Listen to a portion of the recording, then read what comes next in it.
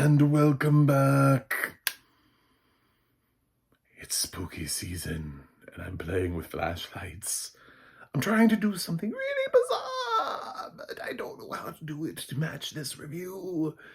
I don't know how to be as bizarre as Nicolas Cage is in Long Legs. Yes. This is a Long Legs review. I'm John Stark from MacMovieGuy.com, your favorite blind film critic, and I watch Long Legs with audio description. So let's talk about it. So yeah, I saw this a little late. I wasn't like super excited for it when it came out. Like everybody was, they had thoughts, and the thoughts were all over the place. There are people who hate Long Legs, and there's some people who love Long Legs. Like I expect it to be in some top 10 lists for some critics. I don't know if critics groups, because that's the problem, is that when you have such a divisive film, is that you're not going to get enough votes for this to, I think, end up anywhere.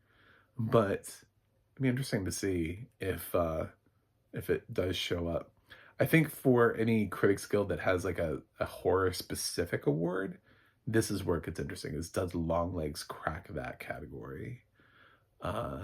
And does the divisiveness of Long Legs cause it to? It had a viral marketing campaign that helped it earn a little bit more money at the box office than you would expect from a neon release opening weekend, with Mika Monroe in the lead role. We've also got Blair Underwood is here. Alicia Witt, Kiernan Shirpka is in this as well. And of course, Nicolas Cage. You can't... For those Cajuns out there, for those who are Nick fans, this is a can't miss. I'm just going to tell you this right now. He is batshit, bonkers, out of this world, to the point where it's like, now that I've seen him do this, it's like I can't imagine anyone else having done this, having had the level of commitment to this role that he does, and the ingenuity, the uniqueness, the way he approaches this feels like it's amazing what Nicolas Cage is able to do sometimes. And sometimes we write him off as being this very shticky actor, and it's like, look at this performance and tell me how many actors you think would have legitimately turned in a performance like this, or even remotely like this. Take your Timothée Chalamet. Could you see Timothée Chalamet doing this? Because I can't.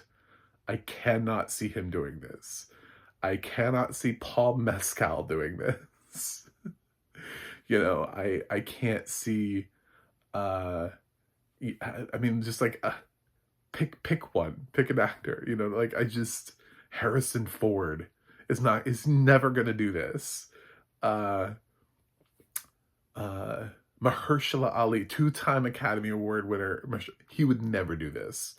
Like, these are things you could hand them this role and try to give them this direction. You will never get this performance out of those actors. But you hand Nicolas Cage this script and you say, sir, I would love for you to interpret this role. This is what we're thinking. Take it from there. And you get this role, and it is phenomenal. It is so memorable and so weird, and it makes the film for me.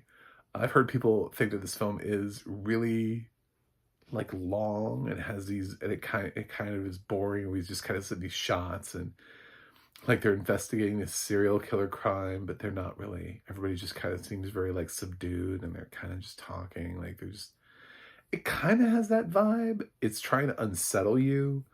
But I think one of the things that people are forgetting about is that these serial killings are happening not in rapid succession, but over like a period of time. So they're trying to figure out through these codes and ciphers, like who the next family is that Longlegs is going to somehow disturb into killing people graphically. And there are all these hints and clues about like specific birth dates, and there's some plot holes. And I think that's probably one of the reasons why I don't love it as much as some other people, is I don't want to like get into too many spoilers, but there's something that has to like a really specific birth date that like everything has to do with his birth date, right? Like somebody always in one of the murdered families has the same birth date, and it happens to be the same birth date of Mika. And I don't think that I think they think that the audience will just pick up on isn't that cool what we did? And it's like, yeah, but why did you do it? And like, realistically, okay, so she was a child, she went to school, she grew up. I think in order to go in the FBI, you have to go to college. So she went to college, and she chose, like, what drove her to get here? I think that is the thing that we're missing, is how do we get from point A to point B? Yeah, point A and point B, really interesting. But the road to get there seems very nebulous. Seems very just sort of like murky, and like, you just want us to be like, yep, that's what happened. And it's like, okay. All right. Because the ending obviously has like its bonkers. It has kind of like a weird, well, that happened. So that's kind of how the film ends, is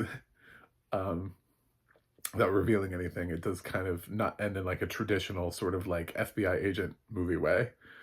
It kind of goes more off the rails, which makes it great for Nicolas Cage. He just continues to have loads of fun in this role. I think about him retiring and I'm just like, dude, we need you for roles like Longlegs.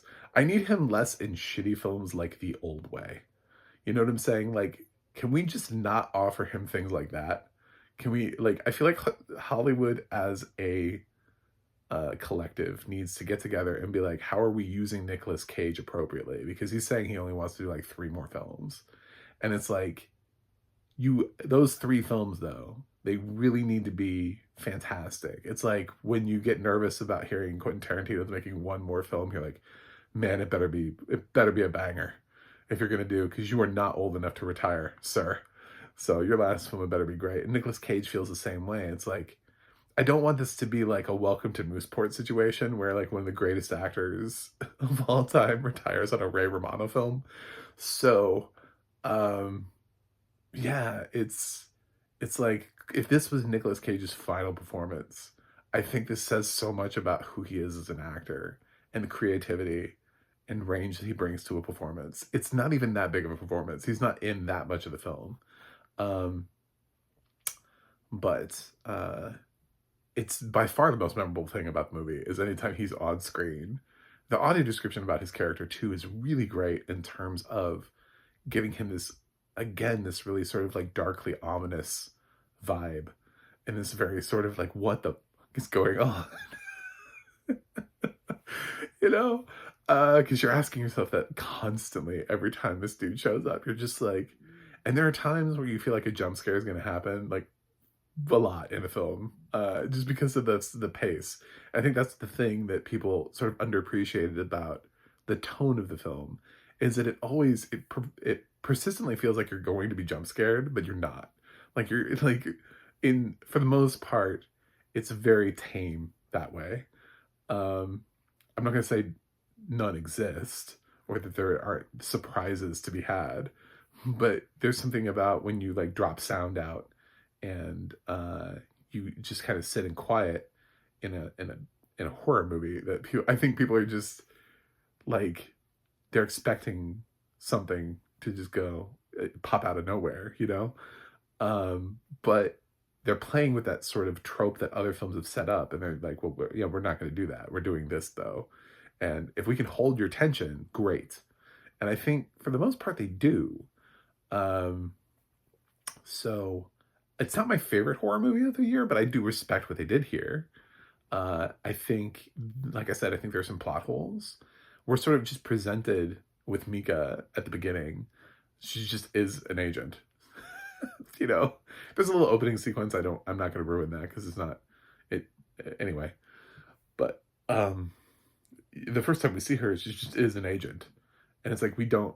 And then we find out she talks to her mom over the phone, um, and you find out more about her history and her past, obviously, and stuff like the birth date and her connection. Like oh well, that's funny because you have the same birth date as, and it's like, uh, I don't know, dude. It's the FBI. I don't know. You have 1,000 agents, and you picked her for this case. I get the feeling that she's low in the totem pole, like a new agent. So it's not like she got to pick this case. She was assigned it. So the better question is, why did somebody assign her to this case? How did she get assigned to this case? It's not like she fought to get on this case. That's not what you're watching. You're not watching that film. So when they turn around and they're trying to be like, oh, well, what do you know about this? Because it's funny, you have the same date. And it's like, dude, you're the one that picked her for the case. And by the way, case was already in progress because it's not like she's investigating the first murder either. Like there's already been. So she joins and in progress, and then they're like, well, wait a minute. And it's like, what do you think? She infiltrated the FBI and then hoped somebody would pick her for this one? Like, I think does the FBI have nothing else to do? See, there are things like when you really like look at the script and you go, there's some things here that just don't work.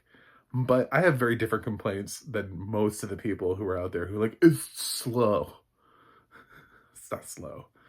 It's fine. It's just people are so used to smile, to like they're like every 5 seconds something has to pop out at you or you can't survive in life. They're or they're pre-programmed for like excessive gore like all the time in a horror movie, and so they don't know what to do with a film like this. And what I would say is when you see A24/Neon in front of something, it's not going to be traditionally done. So accept that going in, is that there's something that has attracted A24 and Neon to these films. They don't just pick up like really accessible, broad Hollywood films all the time. They pick up niche movies, artistic movies that are aimed at film buffs, that are aimed at like a very specific audience, looking for something different. So this is not and never was meant to be Saw. This is not and never was meant to be Smile or anything like that. It is its own thing, and I think that's okay. But yeah, I did see some other films this year that I thought were more successful in explaining the plot and tying things together that came out of the horror movie genre. But I still really like this film a lot, and Nicolas Cage's performance for me is memorable. He might be in my top 10 for supporting actors. I did really enjoy him last year in Dream Scenario. So, and then the year before, also in Massive Talent. So, in Pig, I mean, he's been doing exceptional work and just not being recognized for it because his films are not traditional Oscar movies.